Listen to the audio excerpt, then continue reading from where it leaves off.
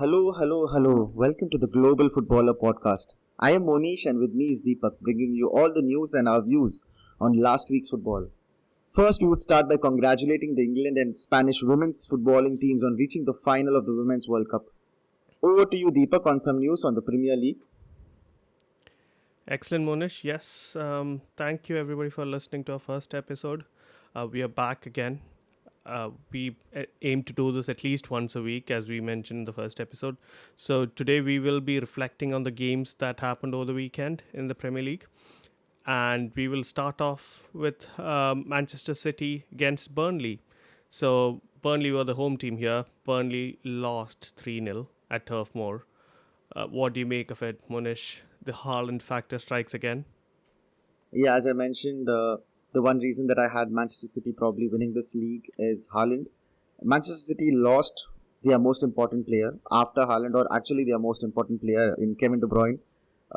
Just off that injury, he had a similar injury in the same place. They're expecting to lose him for months. However, I still see City doing really well. They had good control over the game, and they are up for playing Sevilla soon. I think City, if as long as they have the drive and hunger, they will do well. And it looked like they still had the drive, they still had that hunger, and they have tied up a few of the important players to longer term contracts. So they have kept the crux of the team in place. Yeah, What I about agree you, with you. Deepak? It looked like they were really hungry to win. Forget everybody else. I think Haaland was really up for it. I think so much so that Pep Guardiola ended up shouting at him at halftime as he walked off or asking for a pass at the end of the half, which he shouldn't have. That's the intensity of Pep Guardiola, I think, which is why Man City is in at this position in the first place. What do you think of that, Munish? Gary Neville said in earlier Manchester United teams, Alex Ferguson wouldn't have publicly caught a player and then given it to him during the uh, halftime break. So, do you think it was right on Pep's part, or do you think it was perhaps a bit too much? So if you notice some of the players who have fallen out with Pep Guardiola, they do mention that he does play a bit to the cameras. Sometimes tries to Mm. hug the players a little bit more, trying to show that he likes a player in spite of not really being good to him away from the cameras. He only talks and converses with them a bit more when cameras are on. So I think he does a bit of that possibly. So that may have been something to do there. Uh, Pep has Yeah, I never been agree. I a think great converser. He's not the best motivator, is what we have been told. So yeah, I mean, this is I think a little bit of him just showing off, and he can show off. It's fine. yeah, I think he has earned the right to show off, pretty much given everything that he's won. But you're right. I think he does know exactly where the cameras are, and he knows exactly what he's doing. I don't think it's a coincidence at all. But perhaps it was a bit too much, especially given that Haaland had scored two beautiful goals, proper poacher finishes in the box. I'm not sure whether he wants every single player to be absolutely 100% perfect. Do you think that's what he actually wants at the back of his mind, or do you think he's somebody who accepts mistakes? It really doesn't matter as long as they win. I don't think it matters much. Obviously, he's just trying to make sure things are played a certain way, and he's worried that they'll take the foot off the gas. That's the intensity that he expects. He Yeah, doesn't want them to be complacent, but that's about it. I think. I agree. And what about quickly on Burnley, Munish, before we move on? Burnley did not. They weren't able to stamp their authority on the game. They could not play the way they wanted to play. We mentioned that they had to be a bit more pragmatic. They could not change their style. They probably have to relook at a few of the way they play football against bigger and stronger and technically better teams. And I think Yeah, they will make that adjustment eventually. Let's move yeah. I on. think Burnley. I was expecting a bit more of Burnley, to be honest. The the worry is obviously if they are starting off on the back foot, things can catch up with you very quickly in the Premier League. But it was against Man City, so probably got to give them some leeway. It's against probably one of the greatest teams the Premier League has ever seen. So a tough ask for them to compete at that level. Just right off. from the start. But yeah, I expect a bit more of them. Probably they'll keep improving throughout the season. Let's see. So that's Burnley against Manchester City. If we were to move on to the next game, Munish, Arsenal 2, Nottingham Forest 1. I thought Uh, this was a very interesting game. I thought Arsenal were entirely dominant for the first pretty much 60 minutes of the game, and they took they their sort of started, yeah, crumbling apart like most Arsenal teams do, and they ended up finishing. They're lucky probably to get the 2-1 win under the belt. Perhaps lucky's using too much hyperbole, but still. not lucky, but they probably they did what Guardiola was worried Manchester City would do. I think they took their foot off the gas. It was very obvious. They had two goals, two wonderful goals. Saka's goal was phenomenal. They were controlling the game. They were doing extremely well. Nottingham Forest didn't have a chance. It was nice seeing Alanga play well. But yeah, apart from that, it was, as we said, Arsenal did not really come out giving that sort of confidence that they are going to be they are in it for the long run, that they will be able to outlast Manchester City if Manchester City is at their best, that is. However, let's see how things go. It's just the first game. Maybe they will slowly get into their groove. Maybe they will improve from here on. It is better to have this out of the way, and they have come out with 3 points. That's what's most important. They're still Mm. 3 out of 3, so they're still having a 100% record, and it's important right now to make sure you don't lose points against these teams rather than uh, okay, if you have a bad performance, make sure you may have not a bad performance, but you may have made mistakes. You just make sure that you still come out on top. That's important. You have to win these games. Maybe they come back 2-2, you score the third goal, but you have to win these games. And Arsenal managed to hold on. They managed to win the game. That's the most important thing. Yeah, I guess whether you win 5-0 or whether you win 2-1, you get the exact same number of points. So probably Arsenal came out from that game getting what they wanted in the first place, which were 3 points. I think the decline of Partey is quite alarming.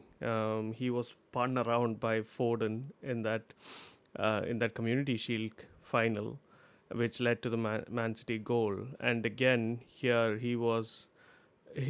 I don't know what he was doing. He was just beaten so easily on the counter. He wasn't on it as much as I've seen Partey before, and I think that is quite worrying. If I was an Arsenal fan, that would worry me significantly because Rice is not doing that holding role by himself. He's doing a box to box role, essentially an upgrade on Xhaka. But Partey just holding that role by himself without really any alternatives if he gets injured, I think is a worry. And we talked about Kevin De Bruyne's injury. Timber also had a horrific injury. I think he's had his ACL ruptured, which is a horrible injury, which probably rules him out for the whole season. Um, he's just signed, and I think that's all going to be a factor, potentially backfiring against Arsenal. Zinchenko will come in, but the last time Zinchenko was fit enough to play a whole season, I don't know when that was. Tierney again, he looks like he wants to leave because he's his third choice pretty much, and they also have Nuno Tavares. I think all these things combined, they have some problems, especially in the wing back areas. As I mentioned, the main problem with Arsenal is it doesn't look like they have the backups in. Uh, Partey probably, as the season goes on, he will slowly get into his groove, get much more match fit, I guess, and that will help him. But overall, Arsenal has a multitude of riches in attacking and creative attacking roles, but they do not really have cover in the solid roles as much as Manchester City has. They probably the second best player. Their cover, their fourth best defender could have gotten into the first two of any Premier League team. That's how good they are. So there is a huge difference and a huge drop down from their probably top 15 to the rest of the squad. And if you want to win the Premier League, not a cup competition, if you want to win the Premier League, you need to have a whole squad of players who are ready to step in, who probably, if you are even challenging for cup competitions, who are ready to come in and not let the level go drop down. So that's about Yeah. Arsenal, and quickly Forest. on Nottingham Forest, Elanga, you said it was good to see him play well. Remind me, is Yeah, he on loan or have you sold him? they've sold him for 15 million. I Oh, think. that I'm not do you sure. have a Yeah, I think. buyback clause potentially? I'm not sure. I don't think they're planning on getting back Elanga. He's a good player. He was worth as much Yeah. as he's been sold for, I think, and uh, he will do well there.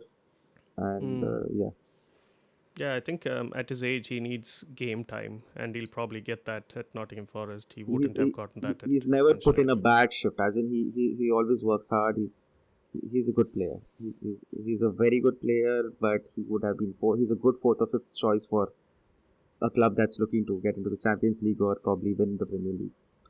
Yeah, Nottingham Forest his will help him grow. his run and assist was really good. Yes, it was. Showed a lot of pace in that. So yeah, good luck to Elanga and good luck to Forest. Now, if you were to move on, third on the list, I've got Newcastle United 5, Aston Villa 1. As you mentioned I before, it let you doesn't talk, matter. Monish. It doesn't matter if you win 5-1 or 2-1. A win is just a win. But Yeah, a good game.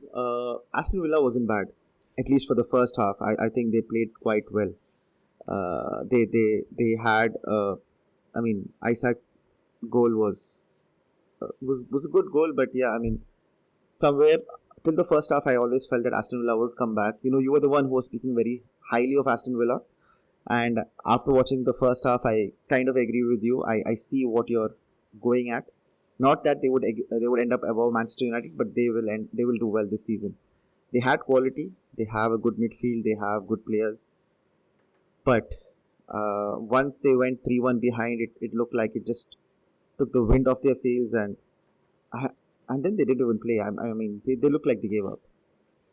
yeah, After that, it was just Newcastle all the way, and Aston Villa didn't even look like they were ever going. They weren't even trying to get back into the game. What do you say, Deepak? yeah. So almost all No, I the think the players that you biggest mentioned scored a compliment. goal. True, I think the biggest compliment you can give Newcastle United is that Aston I Villa don't want played to give well. Newcastle too much compliments, but yeah, okay. Well, you did already. You said Aston Villa played well, and then we bet them 5-1. So that's the Yeah, biggest compliment you can give us. yeah. I But mean, they yeah, played honestly, I crap didn't when. expect that sort of a Okay. performance to be honest, because I know Aston Villa are a very good team. Newcastle and Aston Villa faced off in the US a few weeks ago, and it was a very different contest at that point. It ended in a draw, but Aston Villa were quite good. But Newcastle also tried an experimental three at the back during that game. I think both managers didn't want to give away anything that they were going to actually do in the Premier League. So that's where I had really good impression of Villa, but Newcastle smashed them apart, man. Tonali, oh my god! I didn't. I think I told you last week that I wasn't expecting him to start even because that's been Eddie Howe. He doesn't usually start players one as soon as they come in. But oh my god, I'm so happy started him. He just ran the show front to back. Player of the match on debut, goal from midfield on debut. He he pretty much did everything that you could ask of him. All action, tackles, passes, goals, assists. He was everywhere, and I think him, Bruno, and Joe Linton is going to cause a lot of problems for a lot of teams. Agree. Newcastle's midfield probably was the one that actually won them this game. A good game, a good win for Newcastle United. I think they have a tough run of games coming up, if I'm not wrong, isn't it? They're Yeah, playing a bit facing more. Manchester City in Etihad this weekend, so that'll be Yeah, fun. and even after that, I think they have a few difficult games. If I'm Liverpool, not, yeah, I mean, I remember seeing the schedule and I did notice that. So it's a good thing to get a win out of the way, the first win of the season out of the way. Score goals, Sandro Tonali settling in, scoring a goal, Isaac scoring a couple of goals.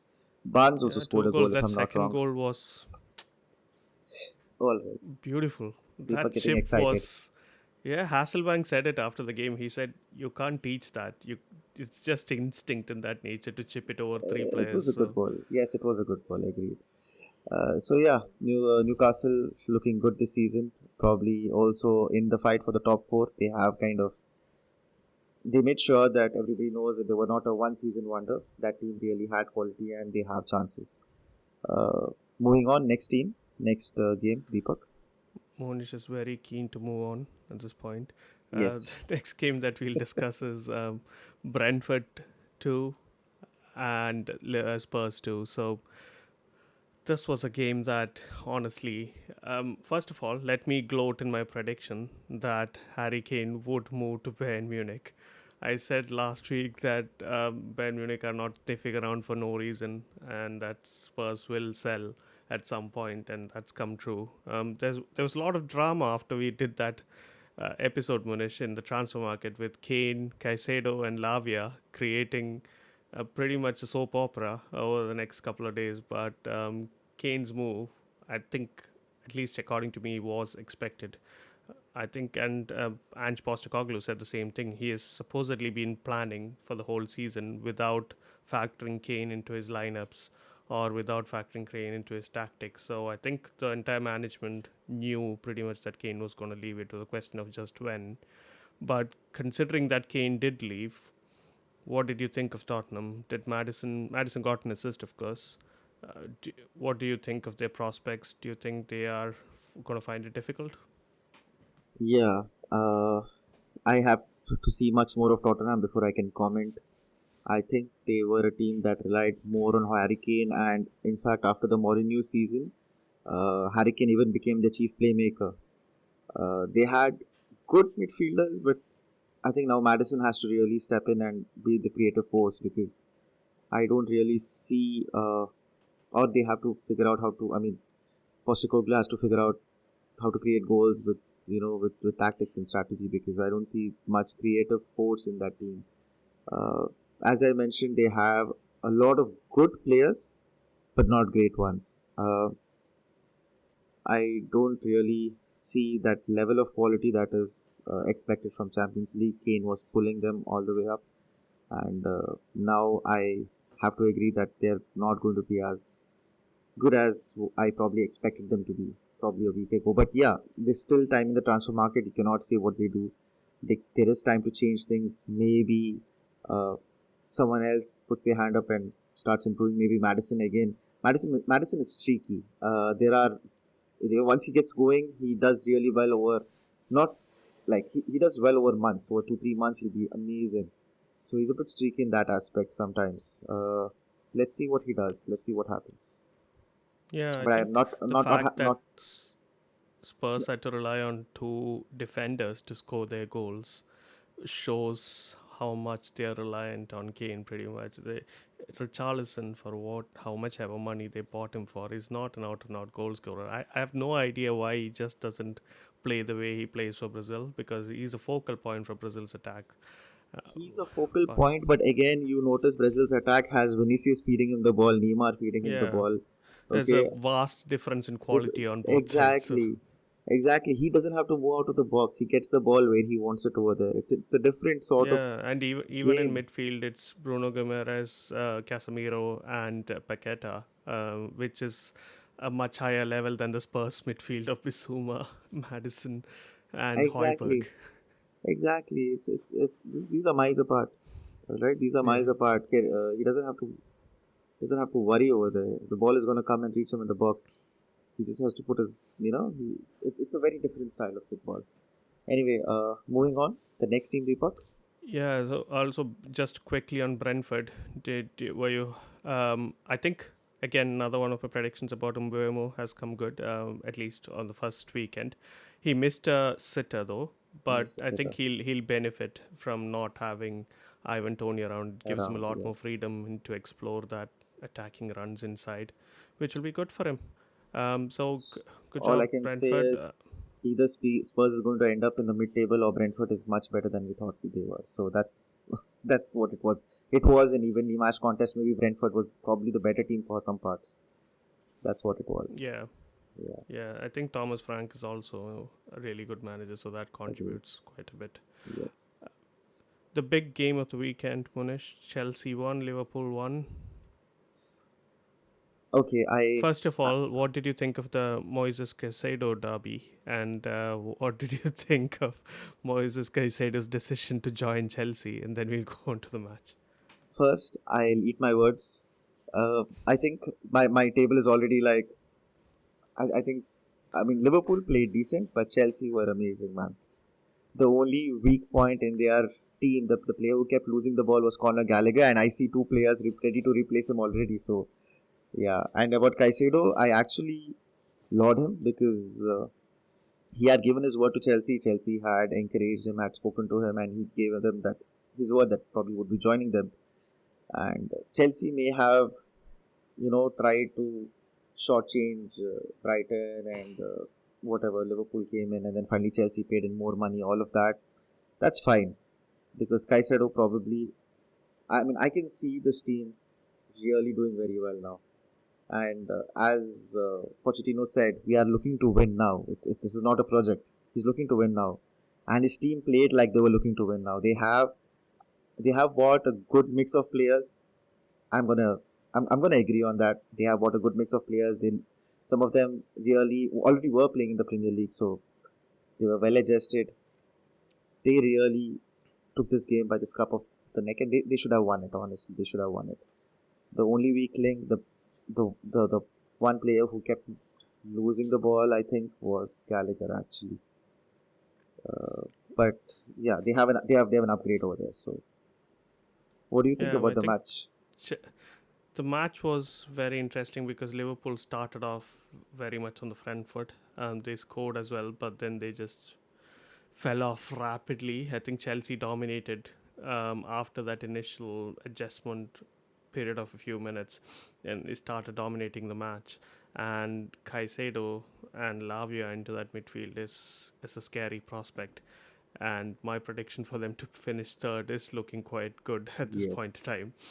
But all that being said, I think there will still be some initial period where they try to get used to each other's movements and try to understand what the manager wants of them. There will be an adjustment period in between, and that probably means they won't be genuine contenders, or even perhaps they might not be good enough for the Champions League. That's always possible in a project like this. But I think they have the the actual parts that's needed to make such a project. They have everything in place. They have got young, exciting, high potential footballers, and they've got a manager who loves dealing with such a project, and who has and coached at the very high end of the game. So I and think and they're they going have to be a good they've match. also got some proven players actually, proven Premier League Yeah, players, proven Thiago Silva players. is a leader. Sterling, we forget Sterling actually has played at a high Sterling, level for really long for two very good clubs in the Premier League. true. And yeah, I mean, they are ready. They look like they're ready. Liverpool, the glaring hole in the midfield, Caicedo would have changed that team. I think they needed Caicedo much more than Chelsea did. 100%. I think he would have been perfect for Liverpool. So I'm quite happy that they didn't get him, because that would have meant their midfield is sorted for years. And Caicedo is the sort of player who can go into central defensive midfield and transition to right back. So he works in that sort of zone, which is perfect antidote to Trent, who can move Exactly. into midfield and then dictate play from there. He would have been so good for them. So I'm really happy that that didn't happen, and he's gone to a McAllister, club. fantastic crossfield pass for Salah. Salah and Diaz, that goal was amazing. Salah is Yeah, still Salah's playing at a still very high got it. level. Yeah, he played at a very high level. He played quite well. But they really need to sort out their midfield because after some time Chelsea was just running them ragged.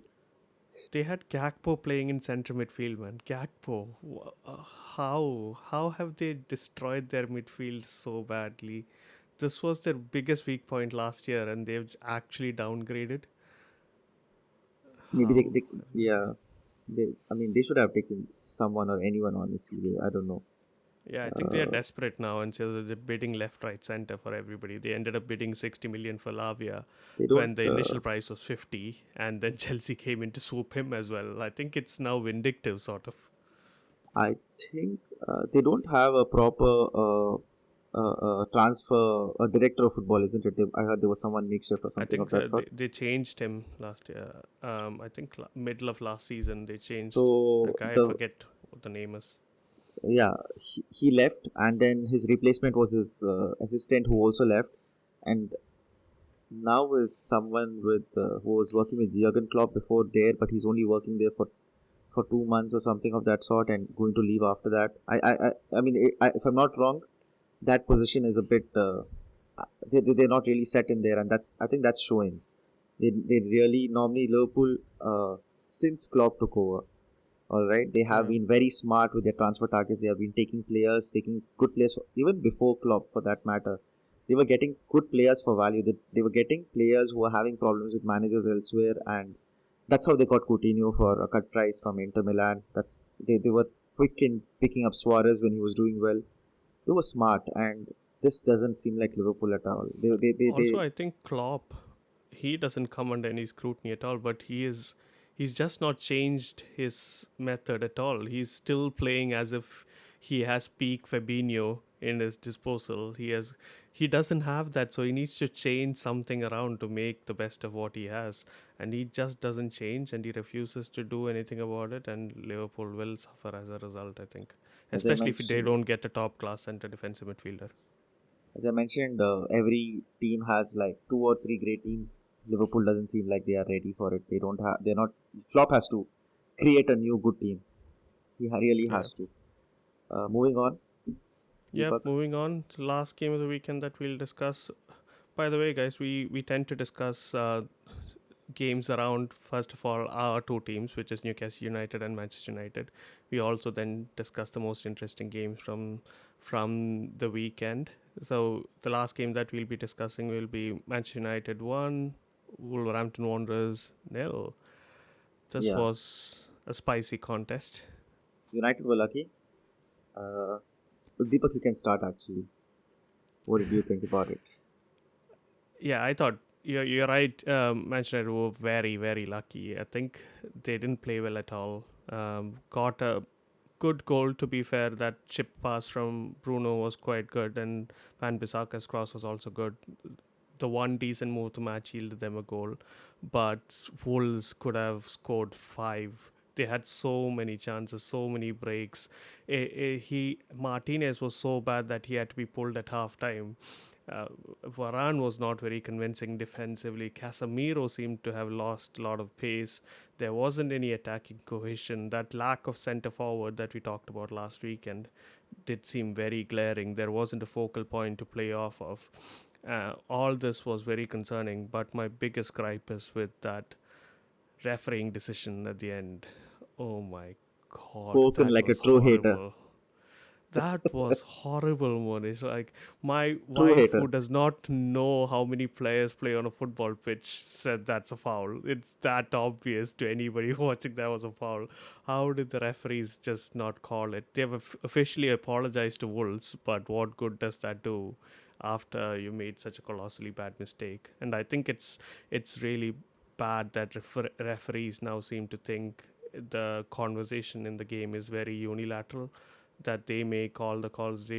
They can do whatever they want. There's no counter argument to it, and they do not get any scrutiny for it, which I think is wrong. In any job, at some point, you need to be answerable to some metric of the society. Yeah. Keeping the refereeing aside, about the game first, we talk about. I would like to say United were horrible. Uh, Mount was just running around. He was out of position. I think they started trying to play three in the defense. That didn't work out, and they went back to four. Moved Martinez They out. brought on Ericsson, didn't they, for Mount? Uh, yeah, they brought in Ericsson for Mount. That was, and they brought in Sancho as well for Garnacho. That Mm. actually improved the game a lot. I mean, Yeah, I in think terms so. of after that, the goal happened too. After that, I think, and it also improved. As in, at least what I saw, Garnacho was kept losing the ball. Sancho Mm. also lost the ball, but there seemed to be some sort of confidence. There was some newfound confidence in Sancho. Last season, Sancho, as soon as he got the ball, he was just looking for the easiest pass. He was getting panicky. This time, he stood the player up, tried to beat him. Did not beat him, but tried to beat him. Uh, I don't know why. I think if Sancho gets a couple of goals in the first few games, he can be a handful this season. I'm hoping that this is the season because he has quality. Let's be honest. Mount, he kept having wayward crosses. A lot of moves ended with him or Garnacho making the wrong decision. Mount was making the right decision. He's an intelligent player, but he wasn't. His passes weren't reaching the players. I don't know. Mount sort Garnacho, of ended up playing how we expected him to play. We were exactly, we were exactly. very worried about what his role Ex- is. yeah, and he was just taking the position where Fernandez was. Once he was out, I think the only players who showed some quality that when they got the ball, I was getting a bit excited was Rashford, was Fernandez, and lastly was Shaw too showed some good quality on the ball, had a few good runs. Apart from that, Casemiro looked out of place, but all and out of pace. But also that I think what kept happening was there was nobody next to him. I don't know if selling Fred was a good idea. I always rated him very highly. Um, I think Mount kept running back, trying to make those last ditch tackles, but that's not how you're supposed to play. Matthews Kuna and both the Matthewses were just ripping us apart. They just couldn't have the last shot. Yeah. Just Sometimes were unobstructed runs at defense, which ended up yielding pretty much your completely entire defense yellow cards. exactly. And Varane did some last ditch tackles. But Van Bissaka, I don't blame the defense.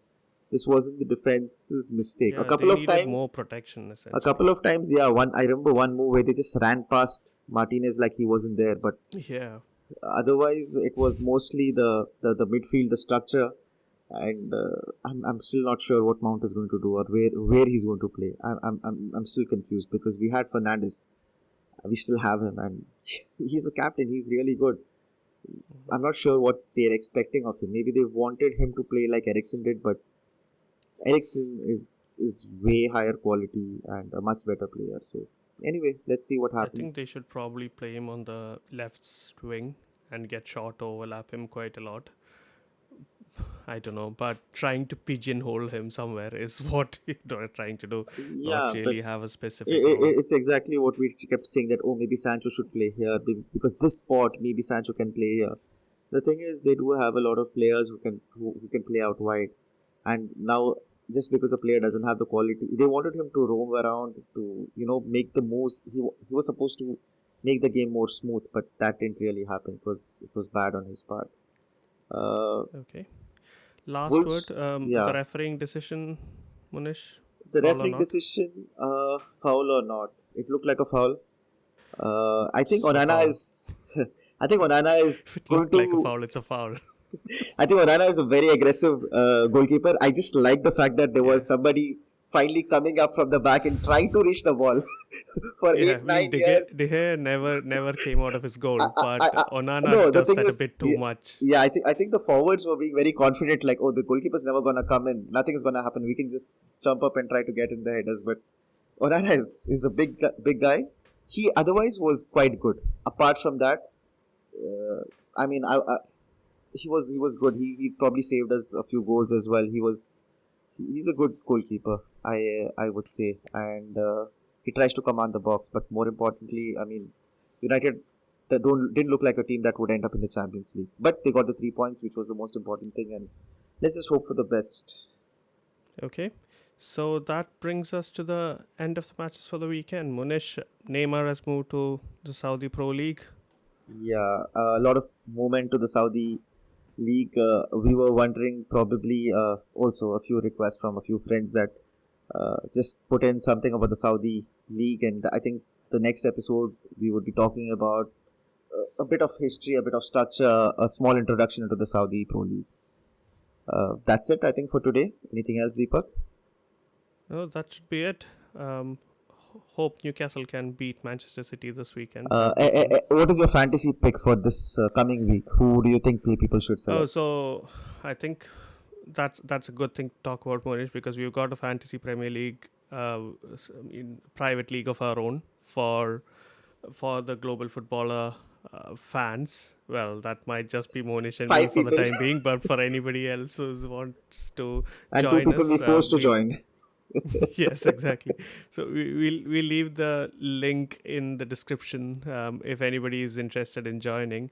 But my fantasy pick is Kevin De Bruyne out. I had him in my team, so I've been forced to take him out. Also, I think goalkeeper wise, you probably it's a very good time to get in either David Raya or Robert Sanchez because they are both valued at their Brighton and Brentford prices. So they are very undervalued compared to what they're going to play as, which is probably the number one for Arsenal and Chelsea. So I think these will be value picks. Yeah, I think if I'm not wrong, I do have David Raya. And yeah, take Haaland, put him as captain, and then just build any team around it. All right. Yeah, if you don't do that, you're an idiot. Like Haaland. Okay. All right. So that's it All for right. today. So thank you everybody for listening. Like, share, and subscribe, and see you the next time. Bye. Bye.